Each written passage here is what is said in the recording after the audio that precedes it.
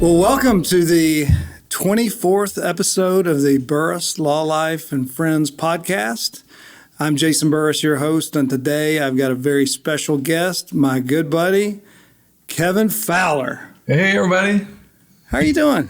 It's been a busy few months. So yeah? Hanging on, trying to juggle all the balls that is known as life. That's awesome. Busy, and trying to get some new music started and ready to get it going. And I got really lazy after COVID. I have to be honest with you. I had about 6 months off there, and I kind of got, this is nice, not being on the go nonstop. So I kind of got lazy for a bit. So trying to get back on the chain gang, get some new record out there. We didn't slow down touring wise. I just haven't put out a lot of music. Just been kind of lazy. Well, it's funny because you and I have known each other for a few years now, and I've kind of become buddies with some of your bandmates and your manager and stuff like that. And they'll say, I mean, we'll just, first of all, the one thing I hear about you, which I think is super cool, your band members to a person and your manager and your marketing team, everybody that's with you, they all talk about what a good guy you are and what a good boss you are. So kudos to you. They get paid to say that. They get paid to say that. But the other thing that they'll say is like, we got to get him in the studio. He's got to start writing and all this stuff. So I think I was just kind of, we went so hard for so long. It was about 24 years there. It was non-stop. It was just work, and I couldn't figure out how to get out of that cycle, just a non-stop go. And COVID kind of forced us to stop for a minute, and so now it's just time to get back into it. I think everybody I see that in a lot of people's careers, it's hard to be that prolific. We just keep churning out records. We did 11 records in that time frame. So it was a lot, but and you gotta, art's one of those kind of things it's really hard to force yourself to do it until you're ready mentally to do it. It's kind of like, let's be creative today between 2 and 4. It's like, okay. Yeah. So it's time. We actually had a big call yesterday, big planning on how we're going to roll up this new record, when the music timelines and all that stuff. So and now we're good on deadlines, so that'll get me going again. That's what I've heard. Darren mentioned your I gotta have deadlines. Your manager said something about, we just need to put a deadline on him. By the way, I always come up with kind of a list of things to talk about. I don't want you to feel like it's an interview. We'll go back and forth and talk about whatever, but I hardly ever even look at this once I get it, because it just goes wherever. But like some artists like Willie puts out a ton of albums. I don't know if you call them albums anymore, but it's just it seems like every year. And I guess he writes or used to write a lot of stuff. What percentage of the stuff that you put out did you write or co-write? Probably other than just a few songs, I'm trying to think if I ever had a single other than Pound Sign that I didn't write. Probably 90% at least, And Pound Sign in the early years, and everybody said, I should just go back and start writing by yourself again, because most of the hit songs we play at night, that's fan favorites, 100% Text and Beer Bait and Ammo, Lord Loves Drinking Man, all the early hits that we still play to this day that we still make a living with, I wrote by myself, And then in about 2004 or so, I got a manager, and he was really into co-writing. He started booking me with co-writes, and I started enjoying that. So I got more into that. The good thing about co-writing is you say, well, we're going to write next Monday. It makes you stop, tell the world, don't call me, I'm going to be writing on Monday with my buddy, It's always good to go write in Nashville too for me, because first off, there's a wealth of incredible songwriters there, but also it gets you away from home. At home, always there's something, the dishwasher's breaking, or kids need this or that, So when I get to go to Nashville, it really helps me separate, and let's get in that creative mode instead of nonstop everyday mode. So when you go there, do you stay with a buddy? Where do you? Yeah, sometimes. I usually just get a room downtown. Okay. The whole industry kind of operates out of Music Row area, and everybody writes down there, and all the bars and restaurants down there are all music people, and you know everybody. So you just stay down there. There's a great synergy down there in that area of town. Especially back in the day when there was a million songwriters, and the world's best are there. Songwriters, it's really hard to make a living as a songwriter right now because of the way, radio play used to be enough radio play now. Kind of a lot of songwriters have a hard time figuring out how to make a living. So there's not as many staff writers there used to be in Nashville. There used to be tons and tons and tons of them. A couple thousand now. I hear there's just a few hundred now. Is there someone in Nashville that you would love to have a chance to write with? Oh, Lordy. I've been very lucky to put together a great little stable of writers that I like working with, or guys like me. A lot of them are Texas boys, Oklahoma guys, and such as guys from all around. I write a lot with Trent Willman and Dave Lee Murphy. I usually write with him on every record. He grooves. He produced what record he produced? I can't think of the name of the record. 1 Pound Saddle. So many records, I can't remember the names of all of them. But he had some hits too. Oh yeah, Dust on the Bottle. Yeah, big hit. All the stuff. He's written hundreds of hits. Big Green Tractor, to you name it. He goes on and on and all the hits he's written, and so I usually write with him a lot. He's really good. He's a total professional. It's kind of like when you're playing tennis. You always try to play tennis with players that are better than you, or pickleball. We're going to do that one of these days. So when I'm writing with writers, I usually try to write with guys that are stronger lyrically than I am, because I'm a good melody guy, but I'm not always the best lyricist. Are you a better writer today than you were 15, 20 years ago? I would hope so. And I like the way old Kevin used to write. He just didn't give a damn about anything. He just wrote whatever you liked. And now as you get further along in your career, you feel like, all right, what does the industry want? What does Texas music want from me now? What does Texas radio want? Now, what's the new Red Dirt? So how do you stay relevant? Blah, blah, blah, all these. Back then, you just wrote you didn't have 10 guys on full-time payroll, and you didn't have all these people expecting you to keep them employed and keep them moving down the road, right. Keep their kids eating. So, kind of, I feel like it can really, almost everybody, gets that way. I think you get the pressures later on, now I built this, now how to keep it going. So you got to try to, I wish I could go back to that guy that just wrote whatever the hell he wanted to. Right. But now I always catch myself going, I don't know if we'll get enough streams on that one. Is that going to hook up virally online? Is that going to, and it's totally different now playing field than when I started, back in the class. I call it the class of 2000, like me and Pat Green and Charlie Robinson, Jack Ingram, that whole group, back when we started, it was a whole different world, we went out and just worked radio stations all nonstop, and that's gone, The old days of kissing radio ass is over. Now it's all online, and it's just a whole different ball game than what it was. Yeah. So it's a whole different business. And plus, back then, I remember when we started going like 98, 99, 2000. I was always trying to get Pat. Everybody had mailing lists, email lists. I was like, hey man, why don't you share your mailing list? That's how you really, how far it's come in my career from when I first started, when it was Kinko's was the only tool you really had. You make flyers and try to get people to come out to your shows. And now look at the kids now. Guys, the world's your oyster. Back then, the gatekeepers that kept you away from the fans. You had the industry, and you had the labels in the industry, and you had radio. And there was this huge barrier between us and the public.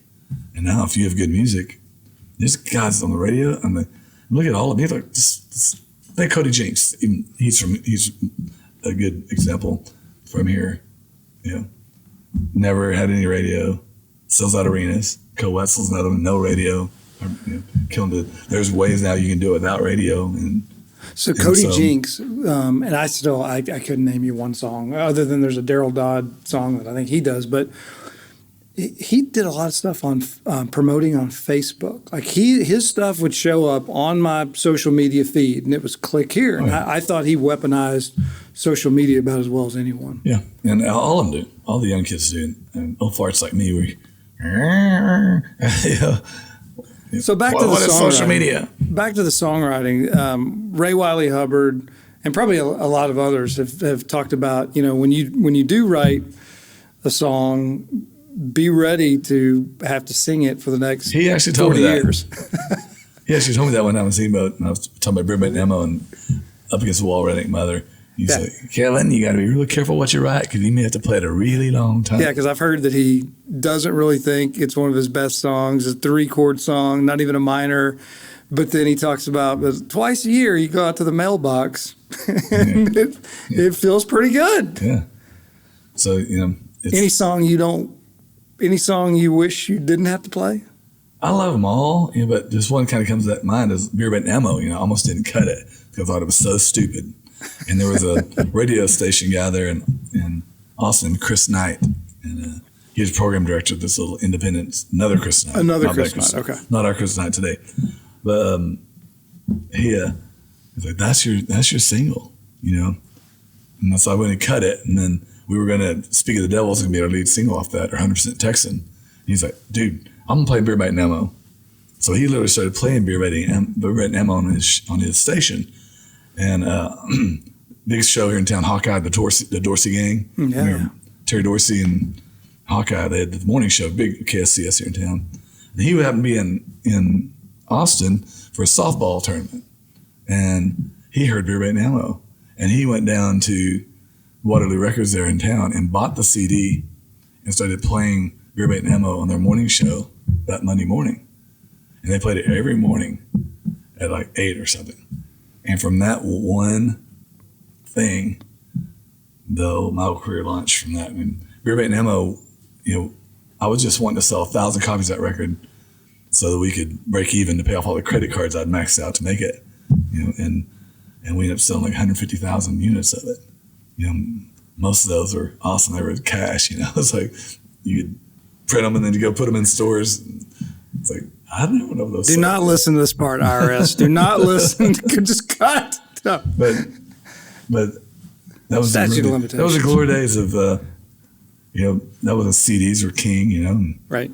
And then a few years later, Napster started getting into the business of making music more public or accessible, I guess, just sharing it. Yeah, just from that I got sidetracked there, but from that one little thing with Hawkeye, happened to hear the song, happened to think it was awesome, played on the Dorsey Gang. They were the top rated morning show in the state at the time. And from that, the phone started ringing. And normally you would spend thousands, even today, if I put out a single, just working at a Texas radio or Red Dirt Radio, I'll spend thousands of dollars. We spent $250 to promote Burbank Nemo. And that was just to make 50 CDs and mail it to 50 stations. And that song still is up against the wall. So if you don't catch that break. My Redneck Mother. Yeah. If you don't catch that break and it doesn't happen, what do you think you'd be doing if you weren't leading a band? I'll still be playing music. I would just probably be doing it on a different level, Just, I don't know. What if? It's hard to tell, but right.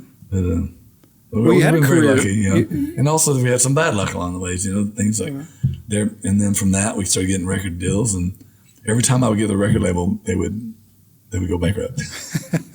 So far as Walt Disney signed me to Lyric Street, they were the biggest. They had Rascal Flatts and Shadazy and all these bands at the time. I look back on all these record label decisions I made along the way, and given the same set of facts, I would make those same decisions today. I look back. First we all did this big deal called Wholesale Houston. They went south and took a lot of our money. They went bankrupt, took a lot of our money with them, and then I signed with Clint Black's label, Equity, which was a no-brainer. Clint was there, and he was top of the world, and they'd hired a great staff, and it was us in a little big town, and Clint. That was the three artists they launched with. And I look back and that just went bankrupt to a belly up. But I look back and then when we finally signed with Walt Disney with Lyric Street, that was a no-brainer. They were going to put $1 million on Kevin Fowler to get him going. So I look back and all those are good decisions, but none of them ever parlayed into what I wanted them to. But then again, a lot of my friends at the same time that had big hits are now working at Home Depot. Because they weren't lucky enough to be on the road 200 days a year building a core fan base that we still play to today. That's one good thing about our scene that we have here. If you get made. If you get into the door, get established, you can play these bars till you die. I mean, I always tell everybody that I'm just wanting to be the next Gary P. Nunn. I just want to be the old guy who can still make a living playing music at 70, and he definitely does, and he still puts some great shows, and he has all those classic songs, that you want to go to the dance hall and sing. Well, you got 28 years till you turn 70, so you're... Yeah, you keep telling yourself that. I'm rounding down now. So you grew up in Amarillo. Were you born and raised there, or just grew up? Yeah, my parents, my mom just had her 80th birthday, my dad's 82. They still live in the same house that they bought when they got married in 1962. They've been married for 61 years now, 62. So then they're still kicking, and they're still like most people in Amarillo, they don't do change very well. Yeah. So did your mom or dad get you into piano? My when you were young? mom, actually, my mom was all those moms that always pushed us to try everything. Try art, try this, try that, And my mom wanted me to take piano, and my parents never, either one of them made a lot of money. So my mom, she was a stay-at-home mom. They couldn't afford to give me piano lessons, so she would clean the piano teacher's house in exchange for piano lessons. So, so looking back, it paid off pretty good, piano lessons. My dad was also very supportive of the music thing, and I just took to it. I was the band geek from junior high orchestra and band to marching band. And at some point, you figured out that the guy with the guitar gets the girls, and you switched from piano. Originally, you were the band geek and you didn't get any girls. Now then, kind of flip-flopped. Yeah. So when you start playing guitar? I started writing a song, bring back to that real quick before we get off that, but I wrote a song called The Cool Kids. And so actually you were at this show. Was I? You were at this show a while back. I don't know if we get any names, but a bunch of high school jocks that would never talk to me at high school came up to this show where we played downtown, the high-rise place. I won't put him. I don't want anybody to know who I'm writing the song about. I think I remember this. Jocks that would never talk to me in high school come, and they were, I was like, you had never even said hi to me in high school. How do you? Yeah, I remember this. So we're back in the green room, and so won't use any names. Now it's all coming back. But Kevin leans over at some point, and he goes, "You see this guy and how close they are, and they're hugging me and all this stuff." Yep, and I was like, "Yeah," and he goes, "Yeah, they didn't have anything to do with me in high school. Now they're acting like we're all best friends." And so the song's called "Who's a Cool Kid Now?" It's just funny about the cool kids taking on other guys, and it's a really fun song. The band's dying to put it in the set, and let's do it. No names mentioned. Yeah, that's funny. So when did you start? I mean, I know you went to the Guitar Institute out in California, Los Angeles, but when did you pick it up? But I really got serious about it when I was 21. I was already going to, I was a band all in high school, and still had played guitar a little bit. In 8th grade, my dad bought me this acoustic guitar that I still have today, which actually the guitar should be bronze, because I wrote it was $179, $200, I think my dad said out the door, this old Alvarez guitar. And I kept it around, only acoustic. So I really got heavy into writing. I started writing on that Alvarez, and I still got it. So he bought it for me in 80. So what that makes it, guitar 40-something years old. But I wrote all the songs on there. The Beer Bait Ammo record on there, the Hound the Hog record on there, most of the Loose Slide and Crazy on it, So I'm saying I need to get some more mojo off that guitar. Yeah, it sounds like it. Yeah. What'd you guys do? I sidetracked you, but that's all right. So you go out to California. Oh yeah. Specific reason was to get better on the guitar. So I really got heavy in guitar because I was really in hair metal. I loved all of them. So you were the lead guitarist for Dangerous Toys. Yeah, I was just true. Yeah, there were 2 lead guitar players, and I just played with them for like a year. I was a hired gun in that thing. But Darren says that you were you could shred. I used to shred. I used to good, and then I kind of got so heavily into songwriting that it's kind of use it or lose it, and I didn't have the passion for it. And once I started my own band, I mean, when you first start a band, you're everything from you're the songwriter, you're the financier, you're the bus driver, you're the mechanic, you're the booking agent, you're the manager, you're the everything, So and I kind of got more or less out of guitar playing, more into the songwriting end of it. which is a good trade because songwriter's always a guy that can stay employed. Who's your Paul English who makes sure you're protected and makes sure that you get the money? Who's that guy in the band?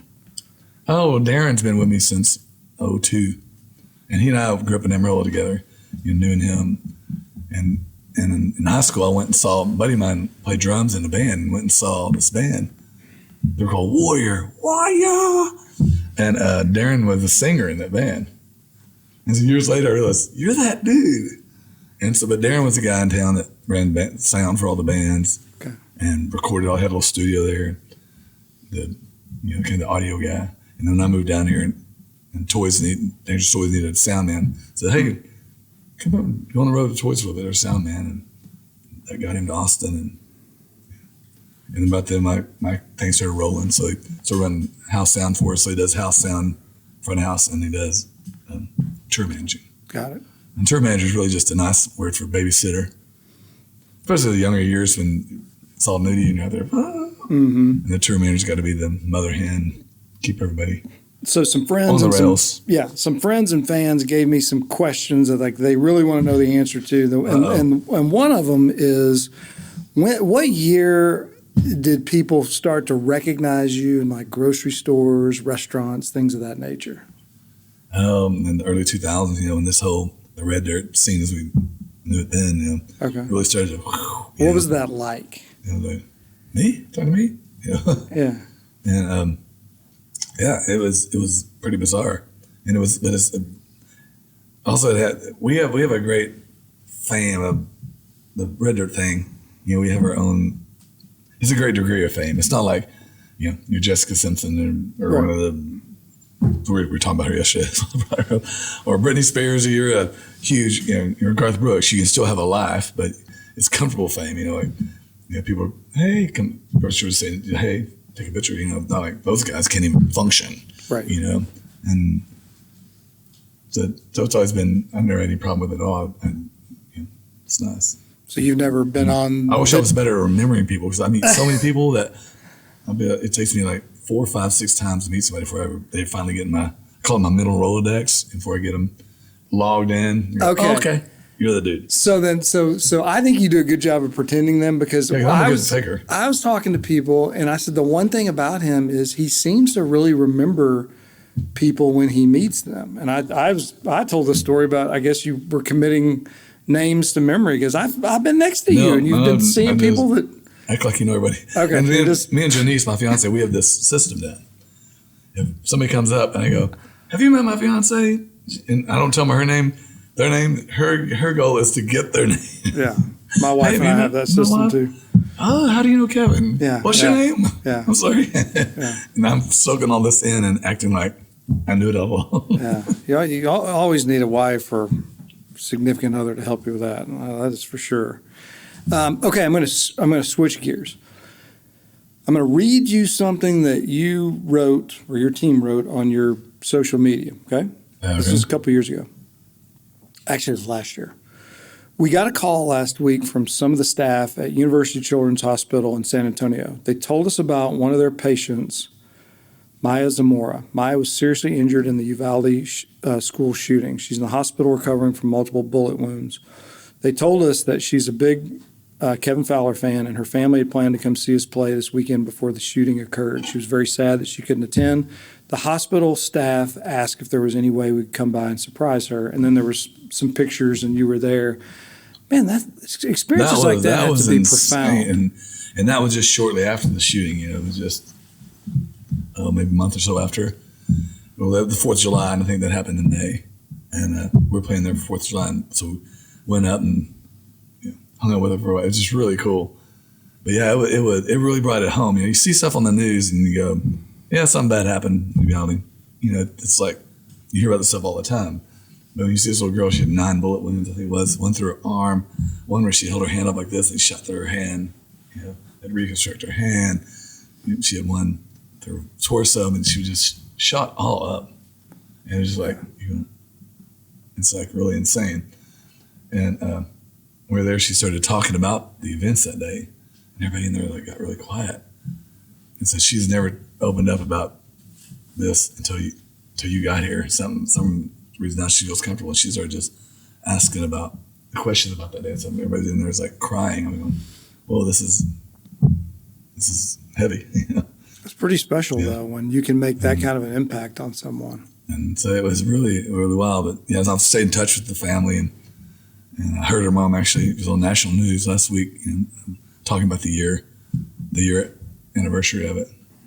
So yeah, it's real, And just like I was thinking about this morning, me and Charlie Robinson, he's playing tonight with us, and thinking about like 07 or 08, he and I went 10 days in Iraq. Probably the last time both of us were sober for 10 days. We went over there and they were like, sorry guys, there's no beer, alcohol, anything allowed in the country. Like, okay. Yeah, we're just going to see bait and ammo tonight. But we had a really good time. We did I think 10 bases in 10 days, something like that. It was just nonstop.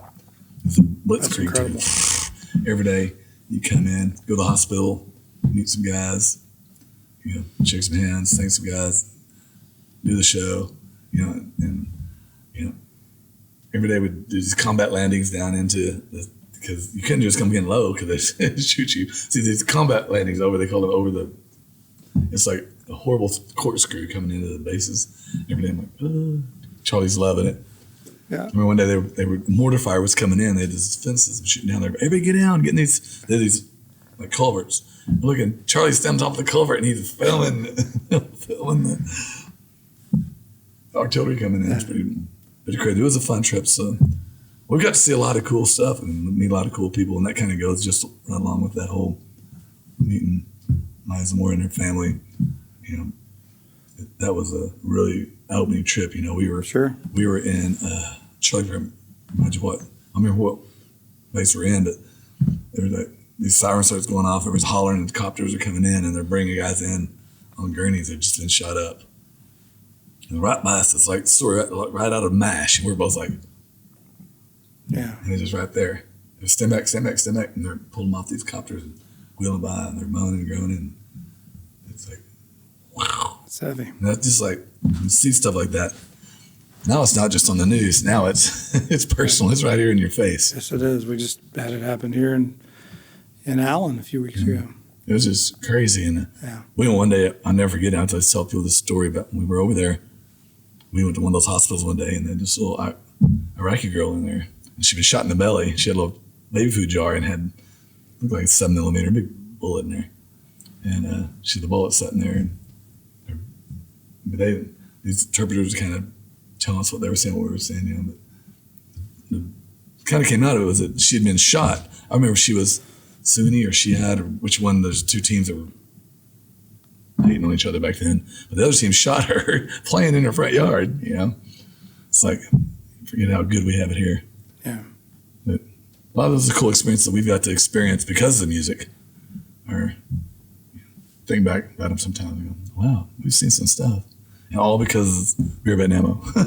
Or because of the music. Yeah, that's incredible. I don't know why we got off on that. I think it started with me at Maya Zamora, and it went. No matter where we go, I wander a lot. Yeah, no matter where we go from there, it's going to be a hard segue. I didn't take my ADD drugs today, so you got me in the raw. All right, so let's change gears. Big gear shift. What musicians had the biggest influence on your career?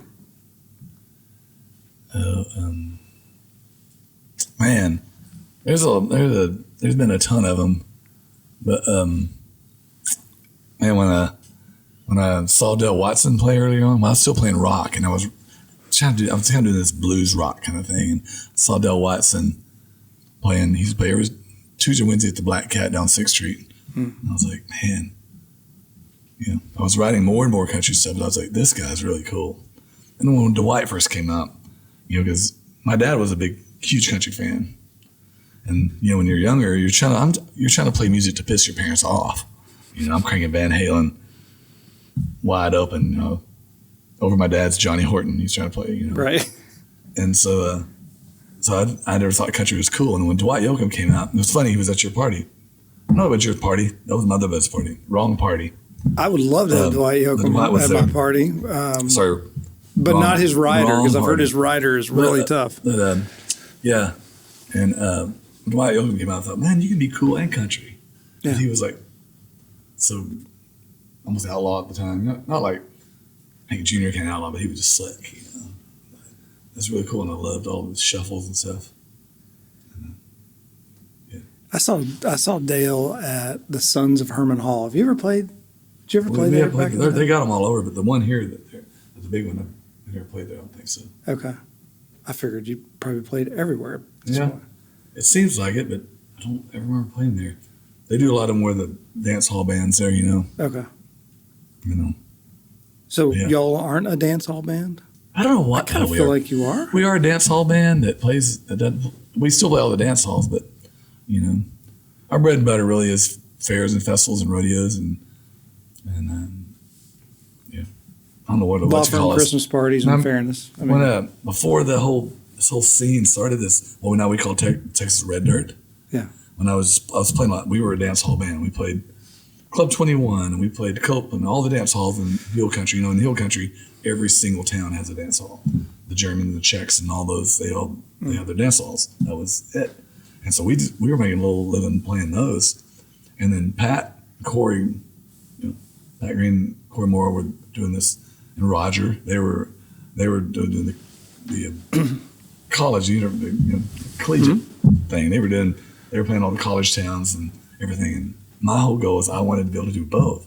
Because back then you had to pick a team. Are you playing with the dance hall guys, the country guys, or are you going to be a college band? You know, and I kept thinking, there's got to be a way to straddle this fence, you know.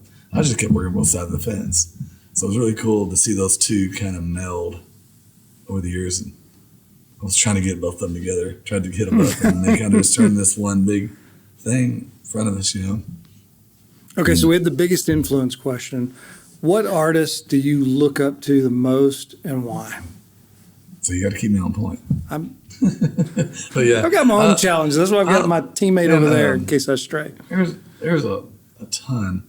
And, you know, I've always used Willie as a role model. You know, that's why for the first 20 till COVID, I 99.99999% of the time I would go out every night and meet and greet after the show, at the Birch booth.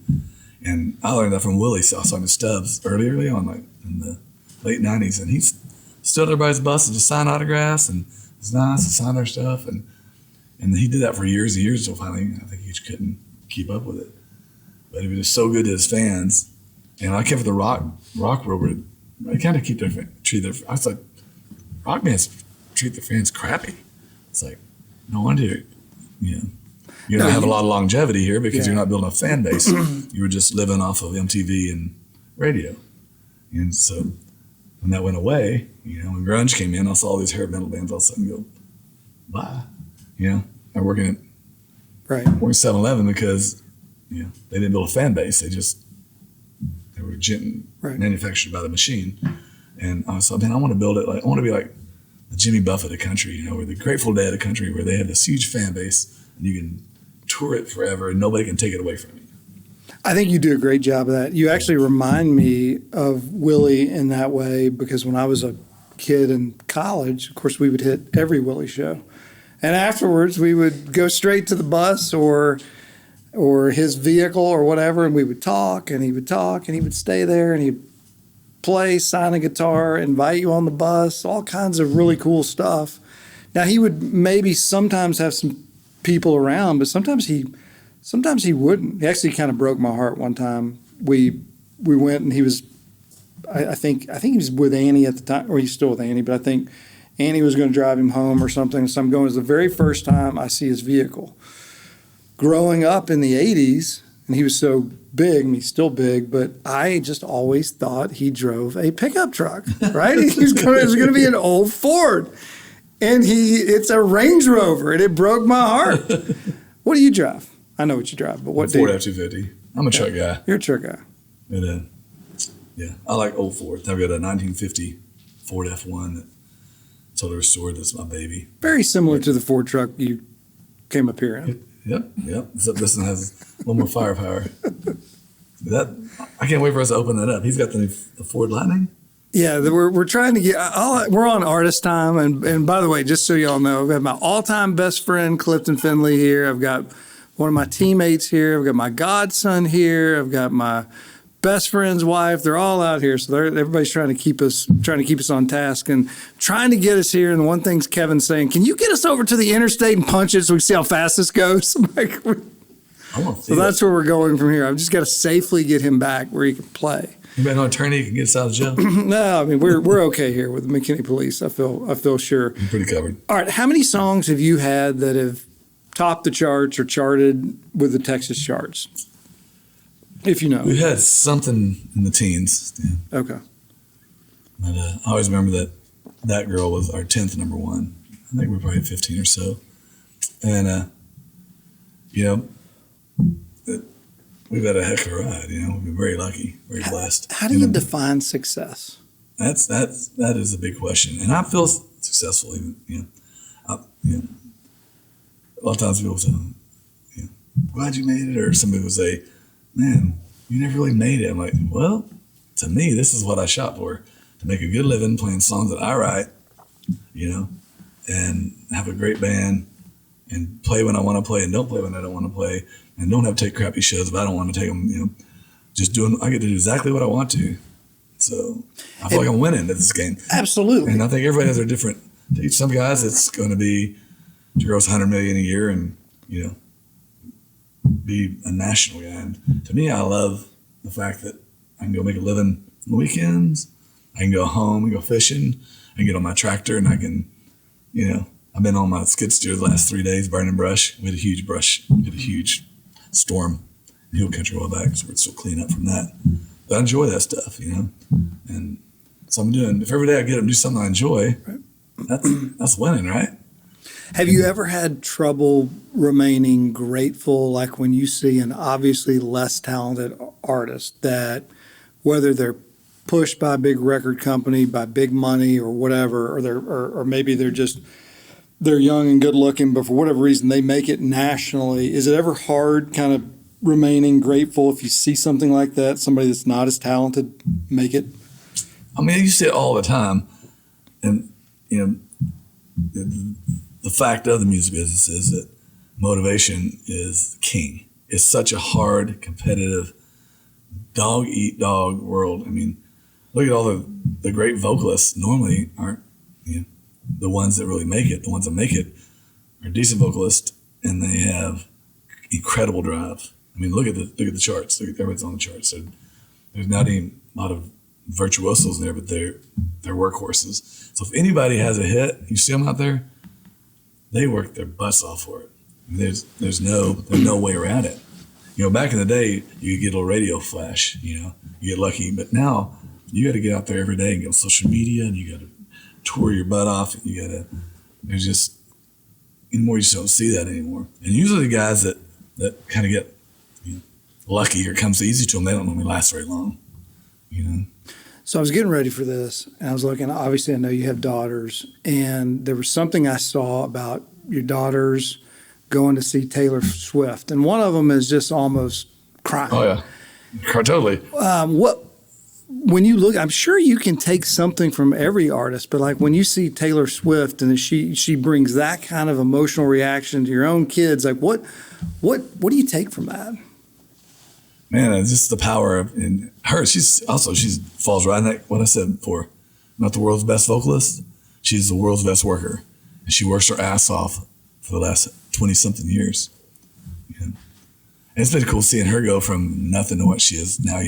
True story, when I'm talking about all the record labels we're going through. We were between Equity and we were lined up over at Disney. And in the middle there, we went and had a meeting with Big Machine, which at the time they just had Jack Ingram and a girl named Danielle Peck. And we went back to the head guy's office, and Scott Borchetta, and he had this picture of this little blonde hair girl, and I was like, this girl's gonna be huge.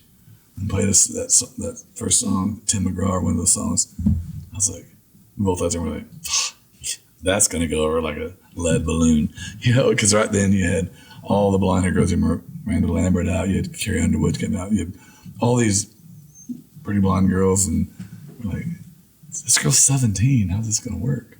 You know, and we actually just joked it off when we got in the car, and then we kind of ate crow on that one. You know, she got there and she works her butt off. You know, she out there every day hustling, working, doing what it takes. And people pick up on that. I think genuineness of her. Yeah. That's why those girls love her. And my other girls, like her daughters, those are Janice's daughters you're talking about. My stepdaughters, they grew up going. She has pictures of them from when they were like 4. They've been with her with Taylor Swift all these years. She had pictures of them when her 16-year-old went, and she was 4 at the first one. So she put this collage of all of them going all the years, and they grew up with it. They love her, just probably like you with Willie. Yeah, that's your jam. It's close. I mean, Kevin's here, Willie's right there. I'll take this down here, Willie. So speaking of, is there a really cool time when somebody like brought you on stage and you did a duet on stage, or maybe you cut a duet? Any cool stories like that? But I've been blessed with getting to do duets with Willie early on, and we did All the Tequila in Tijuana, and then you're doing George Jones. Which, by the way, I have to stop you. Morgan, by the way, it's Morgan's 9th birthday today. Oh, is it? Yep. So my oldest daughter. Is she coming? She's coming. She's coming. So her favorite song, was Burnout. And she told me last week, and Christina said, you need to ask her what her favorite song is. Her favorite song now is All the Tequila, and she's been singing it. So, atta girl. Taking vocal lessons, and now she's found her Kevin Fowler. So you got us back putting that in the set now. We rotated it through some. How the heck that got out of the set, I don't know. I think it's such a cool song. Love the song, good melody. It was never a single for us. It was kind of the early years. And there's a bunch of songs we're looking at doing a remix of, like songs that a lot of the songs like this never got a chance. So, never got their chance to go to the plate and bat. So is that because Willie comes in and cuts a version with you? Is it because of that you couldn't release it? No, I think it's just to get lost in the shuffle. You put it back then. You put out like a couple singles a year, max. It takes so long to work singles to radio back then. Now you're not working on radio. You'll see people put out their new record. They'll put out one song a week, every couple of weeks for 2 months.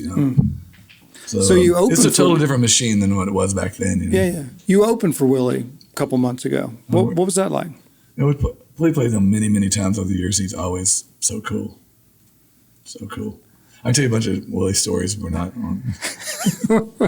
Not on camera.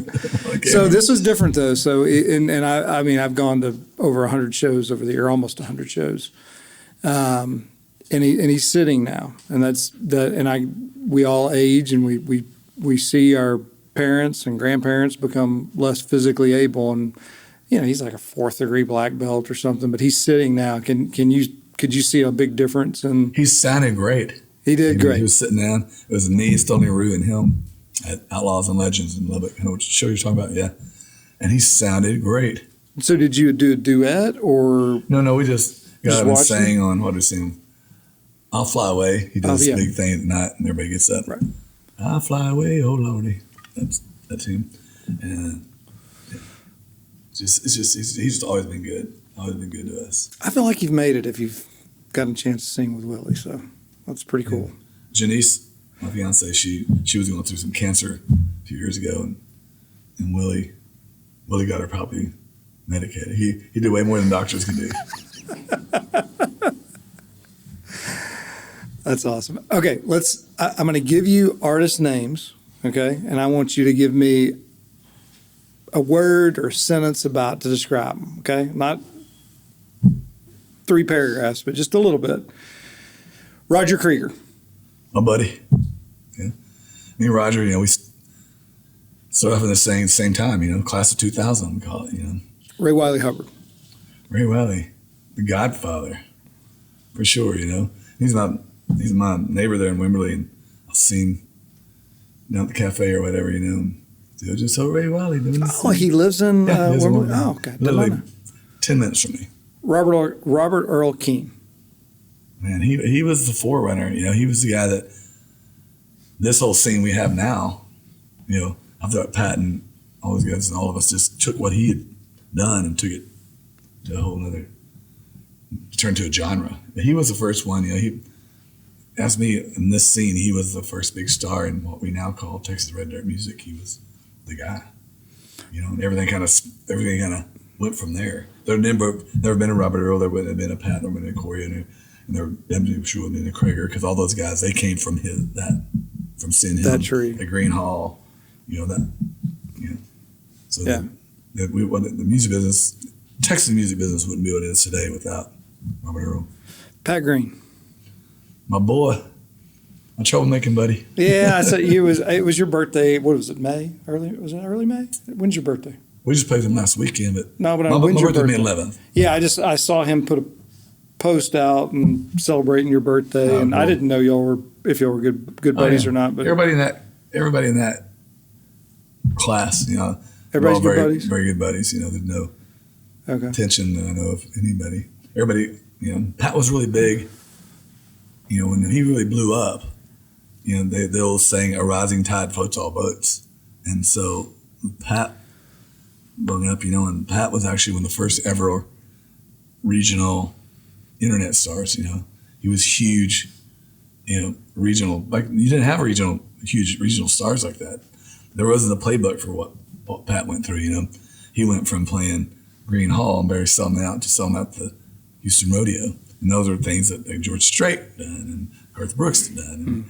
And the timing was perfect for when Class 2000 came out, is that, internet would just come along. All of a sudden now you got these things called websites, and you had MySpace, and then, and then Facebook, and we had all this. And that was the first time also that Texas radio embraced regional music. Pat legitimized that some. Legitimized, and we play Pat. Well, okay, we can play. Let's try Corey or Kevin or Roger, or Jack Ingram, or Charlie Robinson. Right. The late Jerry Jeff Walker. He's another, and he's right there with that whole crew, the whole '70s outlaw movement. That talking about Ray Wiley and talking about Willie and all the Texas guys back then, in the Armadillo World headquarters, what that bar played, in the history of Texas music, and we're just carrying on a new wave, So he's the one that he's the one that you don't always hear great things about him as a person. Nice guy? Was he a nice guy? I only met him, shook his hand at one time. Real good friends with Django, his son. Okay. Traveled all with Django, and went to their house in Belize and written songs down there, but I never really knew him well. Never knew him. Okay. By the time we came along, he was very, very old and grouchy. All right, last one. Didn't hang out a lot. I never saw him. Last one, David Allen Coe. Henri, we've done a lot of shows with him. Really? And he falls right in there with that whole group, Yeah. Probably take him in a bar fight back in the day. Want him on your team? Well, yeah, you don't want him on your side. Then they stab you with a Coke bottle or something. All right, this is a question from my lovely wife. All right. Being a musician out on the road all the time, how do you make a relationship work? That is hard. That is hard because, especially right now, my girl, she works Monday through Friday. I work Friday through Saturday. Get home on Sunday, have a few hours, and she's back to work. It's really hard. Somebody that, she's a professional during the week. I'm professional on weekends. And if I take a weekend off, we just shut down the whole business. So there's 12 people total that will get paid that week. So it's really hard for me to take off a weekend, unless you keep them on salary. And it's really hard for us. That's one thing about the music business is you can't build it up and sell it. All my buddies have contracting businesses, and they're dentists and they're doctors. So they build up their practice, and they sell it. And they, peace out, I'm gone. Well, when you're a musician, you can't sell it. Can't do that, yeah. Nobody can stand in for you. You can fill in. You must be present to win. You got to be there the whole time. So that's the only drawback I've ever seen of being a lifelong musician. But also, I don't consider it working.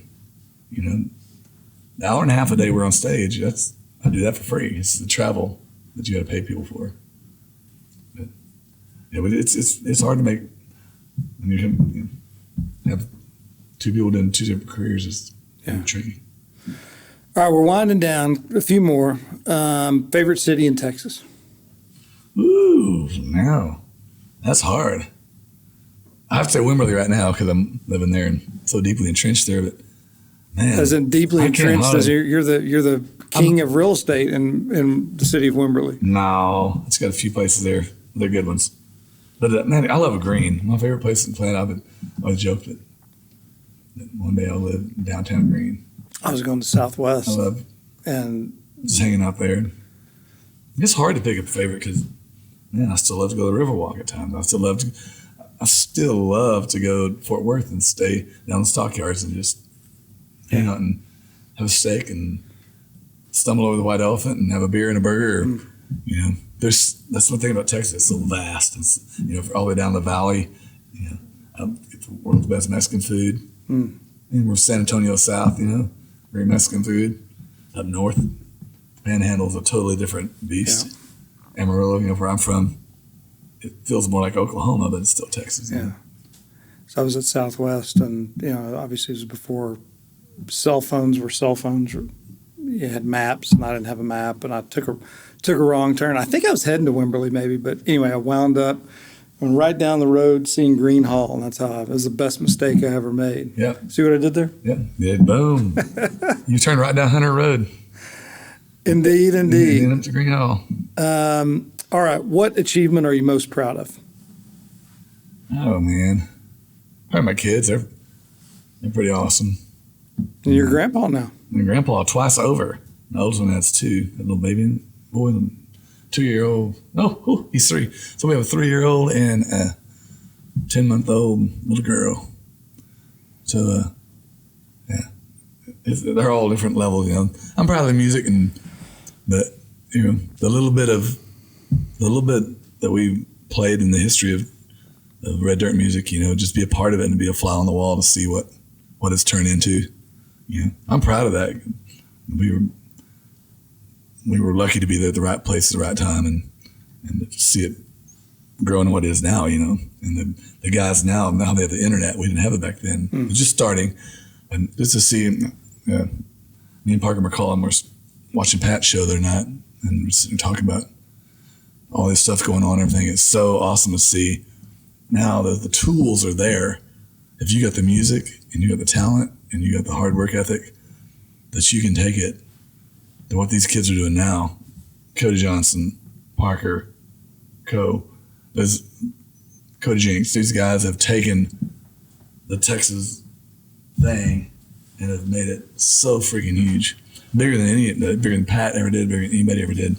Robert Earl. And the tools are there now. You can really reach an audience now. You got good music. You know, there's nobody standing in your way. You can go out there and work your ass off, and you can, if you want to take it to the world, you can. If you want to keep it regional, you can. Yeah. But seeing where these guys are taking it, it's pretty awesome. Pretty cool deal. So let's end with the future of Kevin Fowler and the Kevin Fowler Band. So I know that there's some 80s covers that you're working on. Is that fair? 80s? Yeah. 80s rock? And I've worked so long on it now, I've kind of disenchanted with it. No! So now, but we're gonna put that out along with some other special things to try to kind of prime the pump for the next original record. So I've kind of been out of the recording stuff for right at 3 years now. This is as long as I've ever been without a record. So we're about to get after it. And the weird thing is that I haven't put out any music in 3 years, and last year was one of my highest grossing years of my life. And it's like, maybe I have. Maybe I'm getting closer to being my goal, the new Gary P.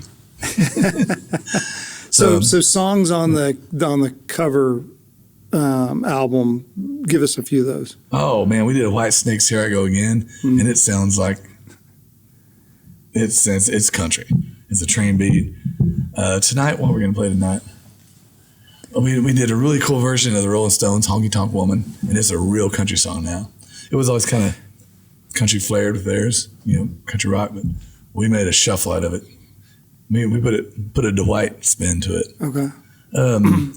At our party, you did you do Drive? We did Drive with the Cards. We played that, I think, at your party. That was wonderful. Did a great version of that. And what else are we really digging on? an old Thompson Twins song called King for a Day.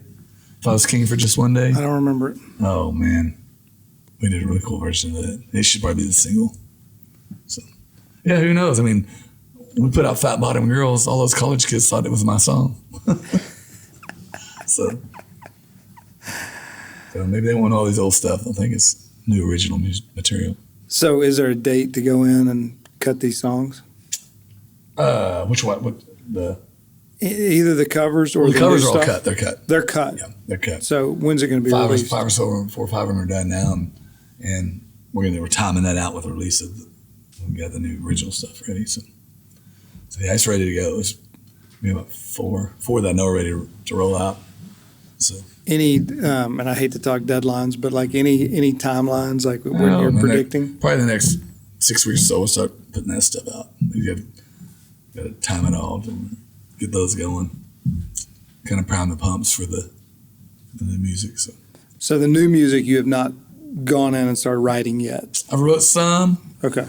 And I found a couple that people sent me that, yeah, maybe I'll get. I'm always slow to cut outside material, but if it's a good song, no matter who wrote it, hit's a hit. So, yeah. Got a couple of those in the pile. Nice. Here we go. The next chapter, where will it lead? How long do we do this? And I think, talking about retiring, Willie says it best. If I retired, I'd just play a little music and golf. So I'm retired now. And I don't think you retire from jobs you enjoy. I can't imagine not ever playing music, Sure. People walk away from their jobs and go, bye. I don't know that you ever get out. I guess you get some control. It's kind of like a mafia. You never get out alive. Right. But you got some control over how much you play, I guess. Yeah. We got more and more control of that now. Yeah. And if it's not I'm not going to go play some crappy gig in Nebraska now. I just play the stuff I want, and if we don't want to do it, don't do it. Yeah. So that to me has made it. Nice. I've enjoyed it. This is fun. Anything you want to get off your chest? No, I feel like I just went through therapy. I'm broke new ground. All right, there you have it. Got a lot of dirt on me in one little. I know. One little 60-minute talk. I know. Once we get off camera, we'll get the real dirt. So, thank you to Kevin Fowler for joining us on the 24th episode of the Burress Law Life and Friends podcast. Thank you, brother. Thank you, buddy. We'll do it tonight. That's right. You and Charlie. Yeah, you and Charlie are gonna get after it tonight. Chris Knight gonna get it opened, and we're gonna have a great time in the city of McKinney. The weather's perfect. It is perfect. It could be like 20 degrees cooler, but it could be hotter. It could. Yes, it could. All right. Thank you all for tuning in. We'll see you next time.